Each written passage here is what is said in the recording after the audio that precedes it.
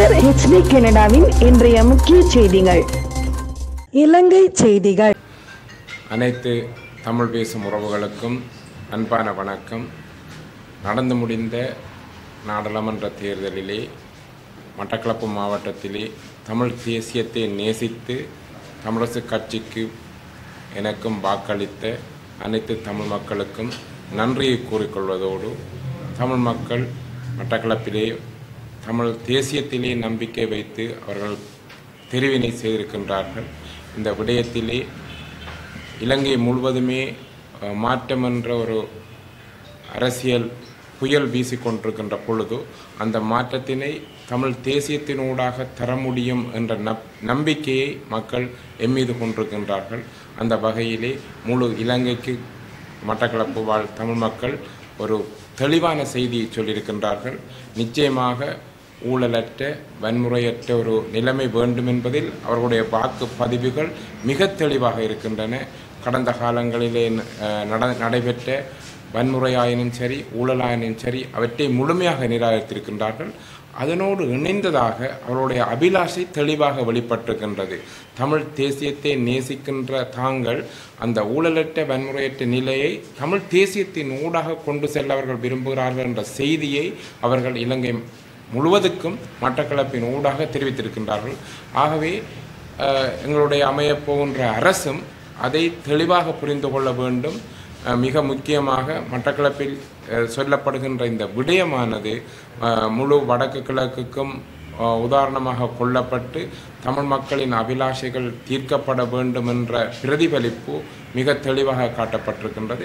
அதனோடு இணைந்ததாக நாங்கள் எங்களுடைய தேர்தல் கால வாக்குறுதிகளாக மிக முக்கியமாக எங்களுடைய தமிழ் தேசியம் பற்றியும் எங்களுடைய உரிமைகள் பற்றியும் எங்களுடைய நிலங்களின் சுரண்டல்கள் அல்லது ஆபத்து பற்றியும் பல்வேறு கடந்த காலங்களில் ஏற்பட்ட அடக்குமுறைகள் நெருக்கடிகள் எங்களுடைய வளங்களின் கொள்ளைகள் இதுகளை பற்றி நாங்கள் தெளிவாக எங்கள் பிரச்சாரத்தில் முன்னெடுத்திருந்தோம். அவற்றை மக்கள் மிக மிக உறுதியாக ஏற்றுக்கொண்டிருக்கின்றார்கள். ஏனெனில் கடந்த காலங்களில் அவ்வாறான செயற்பாடுகளுக்கு அரசுடன் இணைந்திருந்த அமைச்சர்களோ அல்லது அரசாங்கமோ அதற்கு சரியான தீர்வை வழங்கவில்லை என்பதை மட்டக்களப்பு மாவட்டத்தில் இருந்த மக்கள் தெளிவாக புரிந்து கொண்டிருக்கின்றார்கள்.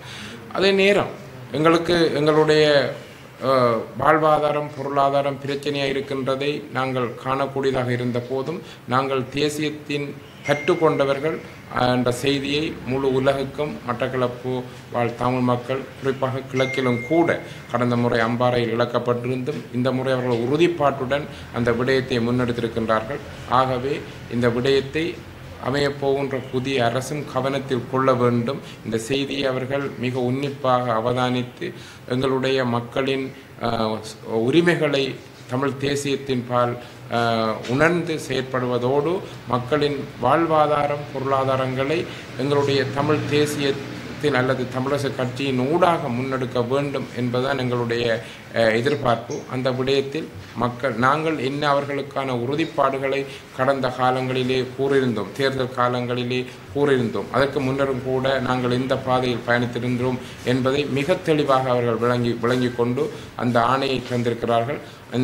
இந்த கிழக்கு மக்களின் மட்டக்களப்பு மக்களின் ஆணையை மிக உறுதிப்பாடாக உன்னிப்பாக கவனித்த மத்திய அரசு அமையப்போகின்ற அரசு அவற்றை தெளிவாக செவிமடுத்து அவற்றை முன்னெடுக்க வேண்டும் என்றது எனது நிலைப்பாடு. அதனோடு இணைந்து பல விடயங்களை நான் எனது தேர்தல் காலப்பகுதியிலே கூறியிருந்தேன். எங்களுடைய மக்களுக்கான தேசிய உரிமை, எங்களுடைய மக்களின் நிலங்கள், எங்களுடைய மாவட்டத்தின் எல்லைகள், எங்களுடைய மாவட்டத்தின் வளங்கள் மிக பாரிய அளவு கடந்த காலங்களில் பல்வேறு திட்டமிட்ட முறையிலே சூறையாடப்பட்டிருந்த ஒரு நிகழ்ச்சி நிரல் அடிப்படையிலே செய்யப்பட்டிருந்தது. தொல்பொருள் திணைக்களத்தின் ஊடாகவும் சரி, வன இலாகாவின் ஊடாகவும் சரி, மகாவலி அபிவிருத்தி திட்டத்தின் ஊடாகவும் சரி, எங்களுடைய மேய்ச்சல் நிலங்களை சூறையாடுவதாக இருந்தாலும் சரி மிக திட்டமிட்ட முறைகளிலே நடைபெற்றது. அதற்கு எதிராக கடந்த காலத்திலே தமிழரசு கட்சி மிக உறுதியான நிலைப்பாட்டினை எங்களுடைய உறுப்பினர்கள் மேற்கொண்டிருந்தார்கள். அந்த வகையிலே அந்த செய்தி அரசுக்கு மிக தெளிவாக சொல்லப்பட்டிருக்கின்றது. இவ்வாறான விடயங்களை எதிர்காலத்தில் நீங்கள் முன்னெடுக்கக்கூடாது என்றும் தமிழரசு கட்சியின் அந்த ஆணித்தரமான உறுதிப்பாட்டான நிலைப்பாட்டுக்கு ஆதரவு வழங்கப்பட்டிருக்கின்றது. அவற்றையும் கருத்தில் கொள்ள வேண்டிய தேவை இருக்கின்றது.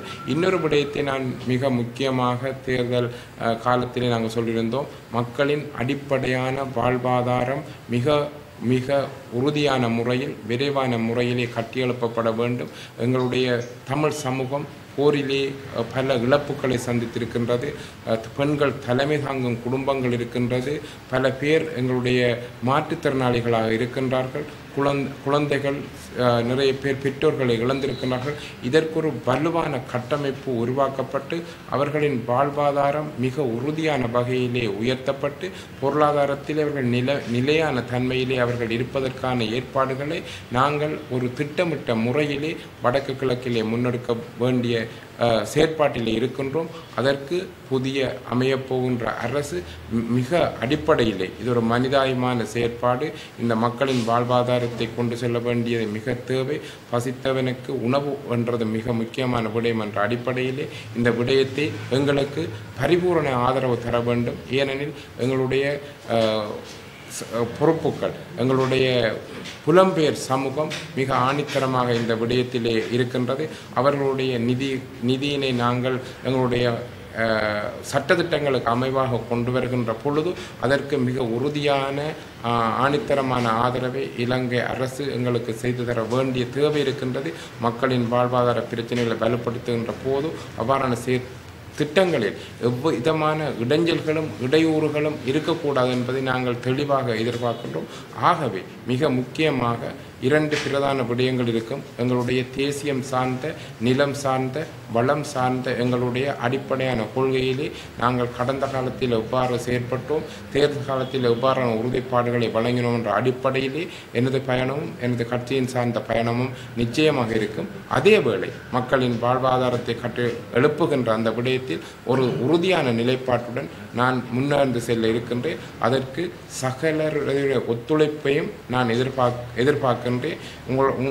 உங்களுக்கு தெரியும், நிறைய விடயங்கள் நாம் மிக உறுதியான நிலைப்பாட்டிலே பொருளாதாரத்திலே வலுவாக இருக்கின்ற பொழுதுதான் எங்களுடைய மக்களின் நிறைய பிரச்சனைகளை தீர்த்து கொள்ள முடியும் என்ற ஒரு எண்ணப்பாடும் ஒரு நிலைப்பாடு முன்னகர்த்தப்பட வேண்டும் என்று எதிர்பார்க்கிறேன். இந்த விடயத்தில் நான் இந்த தேர்தலிலே மக்கள் இந்த உறுதியான நிலைப்பாட்டினையும் ஆதரவினை தந்ததற்கு எனது மனப்பூர்வமான எனது நன்றியினையும் பாராட்டுகளையும் தெரிவித்துக் கொள்கின்றேன். நிச்சயமாக இன்று நான் எனது மற்ற பாராளுமன்ற உறுப்பினர்களுடன் கதைத்த போது அதில் மத்திய குழு உறுப்பினர்களாக அல்லது தீர்மானம் எடுப்பவர்களாக இருப்பவர்கள் இன்று கூட இருக்கின்றார்கள். மிக சிறந்த ஒரு முடிவை அவர்கள் எடுப்பார்கள். ஏனெனில் எங்களுடைய மக்களுடைய பிரச்சனைகளுக்கு குரல் கொடுக்கக்கூடியவர்களாகவும் எங்களுடைய இந்த பிரச்சனைகளை ஆழமாக ஆராய்ந்து செயற்படக்கூடியவர்களாக இருக்கக்கூடியவர்களை கட்சி கூடி தீர்மானித்து மத்திய குழு இறுதியான தீர்மானத்தை மிக சிறந்த முறையில் எடுக்கும். ஏனெனில் நான் கட்சிக்கு புதியவன். அந்த விடயத்திலே அந்த பல அனுபவமுள்ள மத்திய குழு உறுப்பினர்கள் அந்த தீர்மானமான முடிவினை எடுத்து அறிவிப்பார்கள் என்று நானும் எதிர்பார்க்கின்றேன். சக்தி என்பிபி இலங்கை பூராகவும் ஆட்சியை கைப்பற்றி இருக்கிற நேரத்தில் மட்டக்களப்பு மாவட்டத்தில் மட்டும் அதால் ஆட்சியை கைப்பற்ற முடியாமல் போனதுக்கான காரணம் என்ன தெரிகிறது? நிச்சயமாக இலங்கையை மொத்தமாக எடுத்துக்கொண்டால் பெரும்பான்மையாக வாழுகின்ற சிங்கள மக்கள் மிக முக்கியமாக விரும்பிய விடயம் அவர்களுக்கு ஊழலற்ற வன்முறையற்ற ஒரு அரச நிர்வாகம் அல்லது அரசு தேவைப்பட்டது. ஏனெனில் அவர் கடந்த காலத்தில் ஏற்பட்ட பொருளாதார நெருக்கடியிலே அவர்கள் நிறைய விடயங்களை உணர்ந்து கொண்டார்கள். இதற்கு மிக பிரதான காரணமாக அவர்கள் உணர்ந்து கொண்ட விடயம் நாட்டிலே ஏற்பட்டிருந்த அளவிட முடியாத ஊழலும் கொள்ளையும். ஆகவே அவர்களோடு தெளிவான சிந்தனையில் இருந்தார்கள், மாற்றம் கொண்டு வரப்பட வேண்டும் என்று. அந்த சிந்தனை மற்ற எங்களுடைய தமிழ் மக்களுக்கும் அல்லது முஸ்லீம் மக்களுக்கும் கடத்தப்பட்டது அல்லது பரப்பப்பட்டது. ஆனாலும் எங்களுடைய பிரச்சனையின் அடிப்படை வேறு விடயமாக இருந்தது. கடந்த காலங்களில் நாங்கள் என்பிபி சம்பந்தமான சில நிலைப்பாடுகள் எங்களுக்கு ஒரு உறுதிப்பாடான நிலையாக இருக்கவில்லை. இந்த விடயத்தை நாங்கள் மாவட்டம் முழுவதுமாக கொண்டு சென்றோம். ஏனெனில் எங்களுக்கு தமிழர்களுக்கு அடிப்படையான இந்த பொருளாதார விடயங்களை நாங்கள் முன்னெடுக்கின்ற பொழுதும் ஊழலிட்ட விடயங்களை முன்னெடுக்கின்ற பொழுதும் எங்களுக்கு அமைய பெற்ற எங்களுக்கு ஆக குறைந்தது கிடைத்து இந்த மாகாண சபையினூடாக கொண்டு சென்று நிறைய பொருளாதார விடயங்களை வலுப்படுத்தக்கூடிய நம்பிக்கை எங்களுக்கு இருந்தது, மக்களுக்கு செய்யக்கூடிய இருந்தது. அந்த விடயங்களை அந்த மக்களுக்கு நாங்கள் மட்டக்களப்பு மக்களுக்கு தேவையான தெளிவுபடுத்தலை செய்திருந்தோம். மாற்றம் வேணுமென்ற விடயம் எல்லாருக்கும் பொதுவாக ஏற்பட்டது. அந்த வகையிலே கிழக்கு மாகாணத்தில் உண்மையிலே அந்த விடயத்தில் தமிழரசு கட்சியின் பால் மக்கள் மிக உறுதியான நிலைப்பாட்டினை நம்பிக்கையும் கொண்டிருந்தார்கள். ஏனெனில் இழந்து போன கடந்த அம்பாறை நாடாளுமன்ற பிரதிநிதித்துவம் கூட இம்முறை பெறப்பட்டது. ஆகவே அந்த விடயங்களை மக்களுக்கு நாங்கள் தெளிவாக கொண்டு சென்றதும் அவர்களுடைய உறுதிப்பான நிலைப்பாட்டினை நம்பிக்கையை நாங்கள் கொடுத்ததும் அவர்கள் கிழக்கிலும் குறிப்பாக மட்டக்களப்பிலும் அதிகூடிய நம்பிக்கை வைத்து எங்களுடைய மட்டக்களப்பு மாவட்டத்தின் பிரச்சனைகள் சில அடிப்படையான வேறானவை. எங்களுடைய மாவட்ட எல்லைகள் அல்லது காணிகள் சம்பந்தமான பிரச்சனை அல்லது எங்களுடைய வளங்கள் சம்பந்தமான பிரச்சனைகளை கடந்த காலத்திலே மிக உறுதிப்பாடோடு தமிழரசு கட்சி அவர்கள் துணை நின்றிருக்கின்றது. அரசோ அரசுடன் சார்ந்த கட்சிகளோ அந்த விடயத்தில் அவர்கள் துணையாக நிற்கவில்லை. புதிதாக வந்திருந்த ஜனாதிபதி கூட அந்த விடயத்தில் பெரிதான உறுதிப்பாட்டை வழங்கியிருக்கவில்லை. தமிழ் மக்கள் சார்பான எந்த விடயங்கள் ஆக்கிரமிக்கப்பட்ட படையினர் நிலங்களை விடுவிப்பது சம்பந்தமாகவோ அவருடைய கட்சி எந்த நிலைப்பாட்டையும் தெளிவாக சொல்லவில்லை. போரினால் பாதிக்கப்பட்டவர்களுக்கான கட்டுமானம் சம்பந்தமாக சொல்லவில்லை. இந்த விடயங்கள் மக்களுக்கு தெளிவாக கொண்டு செல்லப்பட்ட போது அவர்களுக்கு மிக முக்கியமாக தமிழரசு கட்சியின் தெரிவு மிக முக்கியமாக இருந்தனால் அவர்கள் அந்த விடயத்திலே தெளிவாக முடிவெடுத்திருக்கிறார்கள் என்றுதான் நான் நம்புகின்றேன்.